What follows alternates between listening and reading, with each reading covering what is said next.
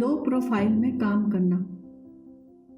قرآن کی ایک آیت میں پیغمبر حضرت یعقوب علیہ السلام کی اپنے بیٹوں کو نصیحت ان الفاظ میں آئی ہے، یا بنیا لا تدخلوا من باب واحد وادخلوا من ابواب متفرقۃ، یعنی اے میرے بیٹو، تم سب ایک ہی دروازے سے داخل نہ ہونا بلکہ الگ الگ دروازوں سے داخل ہونا۔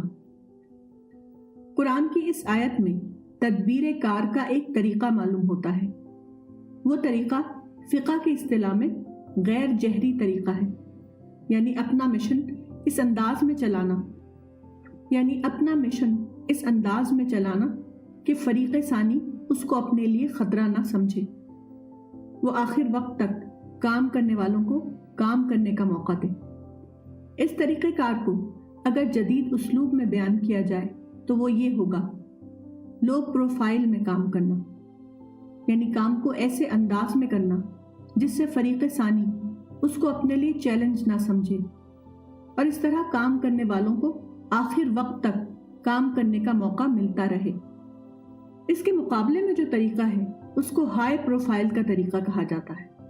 ہائی پروفائل میں فریق ثانی فوراً ہی چوکنا ہو جاتا ہے اور جوابی کارروائی شروع کر دیتا ہے، جبکہ لو پروفائل میں فریق ثانی کام کو اپنے لیے خطرہ نہیں سمجھتا، اس بنا پر اس کو نظر انداز کرتا رہتا ہے۔ اس طریقہ کار کے لیے حدیث رسول میں ایک حوالہ موجود ہے۔ پیغمبر اسلام نے جب مکہ کی فتح کا ارادہ کیا تو آپ نے اس معاملے میں بہت زیادہ لو پروفائل سے کام لیا۔ سیرت ابن ہشام میں اس واقعے کا ذکر ان الفاظ میں آیا ہے: وَأَمَرَ رسول اللہ صلی اللہ علیہ وسلم بالجہاز وَأَمَرَ أَهْلَهُ أَن يُجَهِّزُوهُ فَدَخَلَ أَبُو بَكْرٍ عَلَى ابْنَتِهِ عائشة رضی اللہ عنہا وَهِيَ تُحَرِّكُ بَعْضَ جِهَازُ رسول اللہ صلی اللہ علیہ وسلم فقال أَيْ بُنَيَّةَ أَأَمَرَكُمْ رسول اللہ صلی اللہ علیہ وسلم أن تُجَهِّزُوهُ قالت نعم فتجهز قال فأين ترينه يريد قالت لا والله ما أدري ثم إن رسول الله صلى الله عليه وسلم أعلم الناس أنه سائر إلى مكة وأمرهم بالجد والتهيؤ قال اللهم خذ العيون والأخبار عن قريش حتى نبغتها في بلادها، یعنی رسول اللہ صلی اللہ علیہ وسلم نے تیاری کا حکم دیا اور اپنی اہلیہ کو کہا کہ وہ ان کے سفر کی تیاری کا کام کرے۔ جب حضرت ابو بکر اپنی بیٹی حضرت عائشہ کے پاس آئے، اس وقت وہ رسول اللہ کے سفر کی کچھ تیاری کا کام کر رہی تھیں، تو پوچھا، بیٹی رسول اللہ نے کس سفر کی تیاری کا حکم دیا ہے؟ حضرت عائشہ نے کہا، ہاں، سامان سفر کی تیاری کرنے کا حکم۔ حضرت ابو بکر نے پوچھا، تمہارے خیال سے کہاں کا ارادہ ہے؟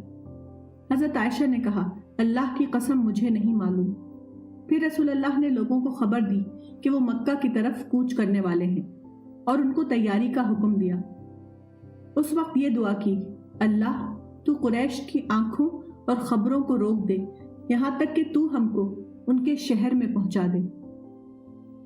خلاصہ یہ ہے کہ کام کا ایک طریقہ شور و غل کے ساتھ کام کرنا ہے اور دوسرا طریقہ ہے حکیمانہ طریقہ۔ شور و غل کے ساتھ کام کرنا نبی کا طریقہ نہیں۔ نبی کا طریقہ وہ ہے جس میں خاموش تدبیر کا انداز اختیار کیا گیا ہو۔ کامیابی ہمیشہ خاموش تدبیر والے کام میں ہوتی ہے، نہ کہ شور و غل والے طریقے میں۔